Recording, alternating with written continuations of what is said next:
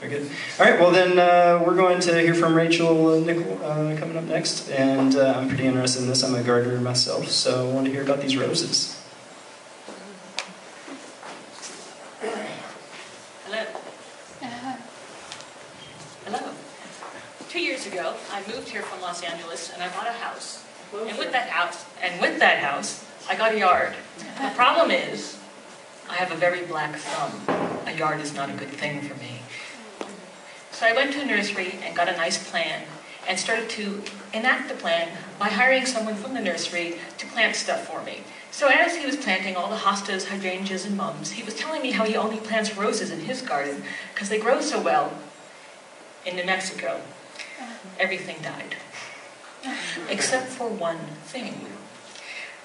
I inherited these old rose bushes from a prior owner who was quite the gardener. These rose bushes had not been very well cared for at all. Many had been gardened by chainsaw, yet they were thriving in producing these gorgeous, fragrant blooms. And I realized I might be able to do this. I decided then to move to the front of the house where there's more light, and I was going to put in a yellow rose bed. I wanted to do something patriotic with my house, and that would be my yellow ribbons. I started this project in the fall, so there wasn't much variety to be had. So I ended up with 2 Julia Childs, a Floribunda. And then after that, I added in the center, maybe not. I did add in the center at some point a starlight or a starfire. I don't know the name of it because the tag fell off, and I don't remember. But on whim, I also picked up a 4th of July, which is a climbing rose, to climb up the front trellis of my porch. Again, in that sort of patriotic thing. Flush with success, I joined the Albuquerque Rose Society to learn more about roses, and decided that I had to have a white rose bed next to the walkway. There is another old bush there that had been planted by that former owner that made another Floribunda that made white roses. So I started with a JFK, a nod to my Boston roots, that's a hybrid tea. Many people suggested I should put Marilyn Monroe next to JFK, but I rejected that idea because I don't think that's appropriate. Honor, another hybrid tea, ended up next to JFK. I will admit, I did look at Marilyn Monroe. It's a gorgeous flower, but a little steely colored for my taste, for my nice white rose bed. After that, I added the Kiss and Tell, an apricot blush mini rose. And you might say, Rachel, this is your white rose bed. What is that doing there? And I would say, reading and comprehension is not always my strongest skill set. And at the end is another Floribunda called White Simplicity.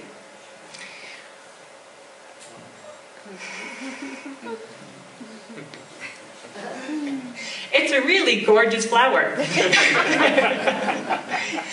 Iceberg didn't quite make it. When I was pulling it out of its pot to plant it, the root ball fell apart. And I tried to salvage it, but no luck. So right now, it's a little stick that looks like this. While I was doing this, my mother suggested that I get a Double Delight, her favorite rose. And this is a red and white bloom. So of course, I now needed a red rose bed. Must move on to next to the driveway.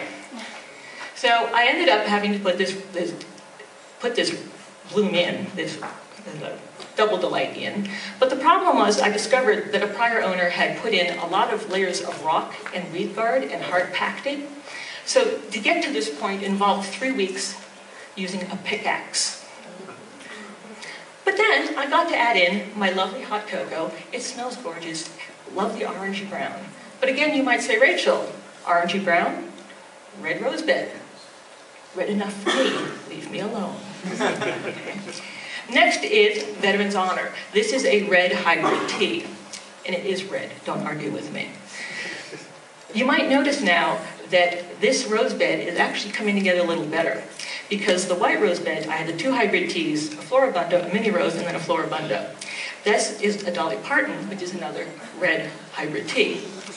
Now, the thing is, you notice there's a little more balance. I'm staggering them, because instead of buying things at the beginning of the season, like I did with the white rose bed, and having to just hope I got stuff that I wanted, I bought everything at once, that is showbiz, and planted them staggered. So I've got a Floribunda, Hybrid T, Floribunda, Hybrid T, and Floribunda. But there was even more planning going on because my head let me put a Dolly Parton between Double Delight and Showbiz. But the problem, of course, still is, this is my backyard 2 years later. I think I still have some work to do. Thank you.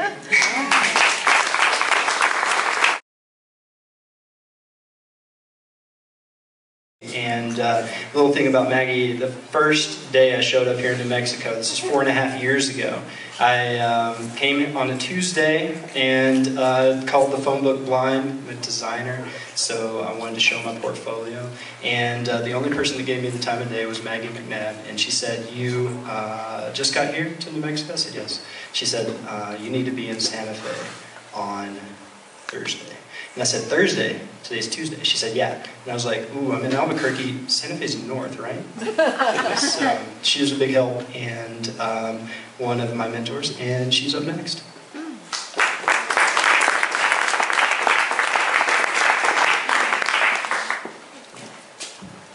Hello, everybody. Thank you, Stephen. So my topic is kind of deep and slow, so this is really a perfect venue for it. I was into nature like any kid. I observed and drew it. Drawing took me into design. Design took me into logos. Logos took me to symbols. And symbols took me into nature again. So there's three things symbols really need to do, effective logos. They have to tell a story because meaning is what people use to make connections between things. This is the story of Androcles and the lion. We all heard it from Aesop's fables when we were children about him removing the thorn and then them being squared off later in the Colosseum, and the lion just licked Androcles' hand after being starved for weeks. This is a logo I did based on that concept of what goes around comes around for a vet in Albuquerque in 1983. It's still in use, so when you incorporate symbolism, it is not influenced by style or trend. Also, you need to make it simple. This is a theme these days, isn't it? With technology being what it is, everything has gotten out of hand with complexity. But don't make it stupid. Don't make it something that people have already seen 8,000 times before and have cloned over and over again. This is a logo I did for the Heart Hospital of New Mexico, incorporating the three criteria that the doctors gave me. It needs to be a heart, obviously it's a cardiology hospital, has to be relevant to New Mexico, and it needs to get across the idea of caring. Make it beautiful. Beauty and elegance are criteria in good logo design. It is also criteria in theoretical physics and theoretical mathematics. It's not an extra ingredient to have beauty. Beauty is absolutely essential. I was working on a logo for an Arabian horse farm, and because horses are very social animals, they have a lot of relationship not only between themselves but with human beings. I designed a logo that was based on the yin-yang symbol of mare and stallion and the interrelatedness of those two to create a foal. Oh, I didn't think that would happen. Anyway, so there is another slide coming up here soon. There we go. We have two hemispheres in our brain. They're each associated with different functions. The left brain, as you know, is more associated with linear tasks. The right with more integrated, comprehensive, and maybe creative tasks, though they don't really have that pinned down. But if you can get past the religious aspect of this dominant cultural symbol that is in the Western Hemisphere, it's a very linear symbol, and Western culture is extremely linear, and we're trying to solve problems from a very linear perspective. Eastern Hemisphere, which is more analogous to the right hemisphere, has a much more integrated approach, beautifully represented by the yin-yang symbol of allowing for paradox, both and rather than either or. And we're really at a place right now where we can't afford to only use half our brain. There are a lot of objects in the world and in the universe that are composed of spheres, viruses, cells, molecules, and when influenced by pressure and gravity and heat, the things in three-dimensional space, they collapse into what's called a tessellated pattern, meaning no gaps, no overlaps, perfectly fit together. It works very well in 3 or 2D, and it's also associated with storing latent energy that is kept secure and efficiently and accessibly. demonstrated in the hexagons of a bee's hive, because the hexagon will hold about 18% more honey than the other tessellating shapes of a square or a triangle. And this number 6 is integrated throughout the bee, from its legs to other things. And guess who wants to display stability, efficiency? Banks. And even our money, which is a form of latent stored energy, because money is just a form of energy, because we've all agreed it's worth something, is the only reason a piece of paper or a piece of plastic can get you goods when you go into a store. But very interestingly, at the beginning of this millennium, the money was redesigned, and do we see something in the symbolism of our culture that's a little bit out of whack? There it is right there. You should watch the symbolism closely of what's going on in culture.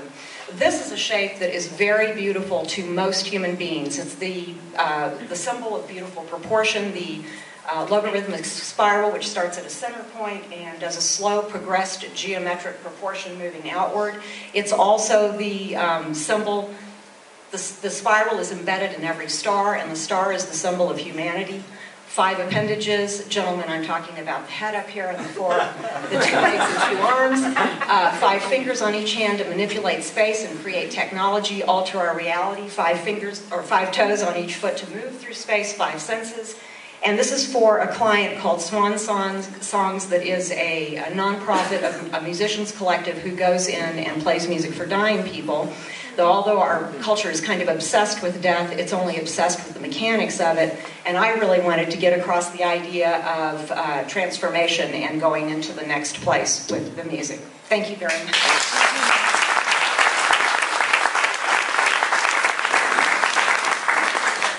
I owed her something, so that was a little more than 5 minutes, but I'm going to give it to you. Decoding Design, fantastic book.